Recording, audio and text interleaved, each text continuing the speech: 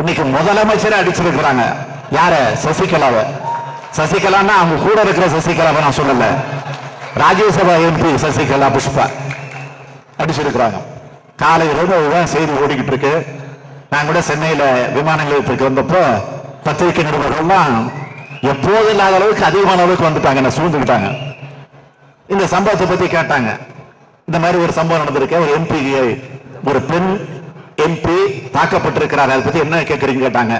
நான் ஒரே வரியில சொன்னேன், நீங்க போய் அடிச்சவங்களை கேட்கணும், அடி வாங்கினவங்க தான் கேட்கணும், என்ன கேட்க கூடாது அப்படின்னு சொல்லிட்டு தான் வந்தேன்.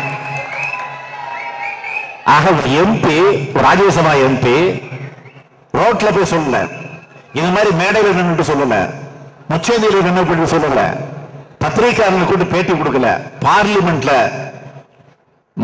பார்லிமெண்ட் மணிமண்டபம் மண்டபம் நடுவில் நின்று கொண்டு அங்கு சபாநாயகர் உட்கார்ந்து இருக்கிறார்.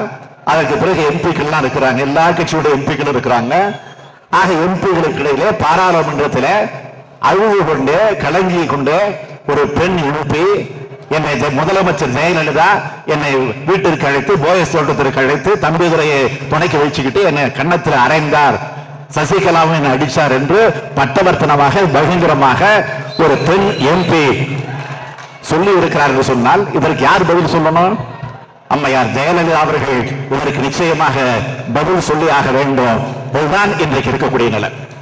ஆக இந்த நிலையில தான் முதலமைச்சராக இருந்தாலும், இந்த ஆட்சியாக இருந்தாலும் இந்த நிலையில தான் போய்கொண்டிருக்கிறது தவிர மக்களை பற்றி அவர்கள் கவலைப்படல.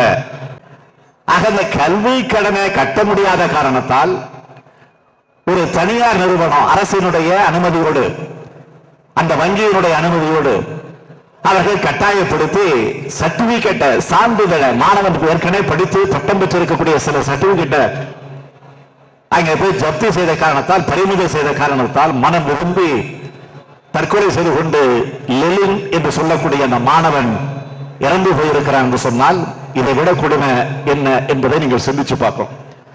ஆக இந்த பிரச்சனையை பற்றி சட்டமன்றத்தில் இன்றைக்கு பேச முடிகிறதா என்று கேட்டால் பேச முடியல, பேச தடுக்கிறார்கள், பேசுவதற்கு அனுமதி தருவது கிடையாது.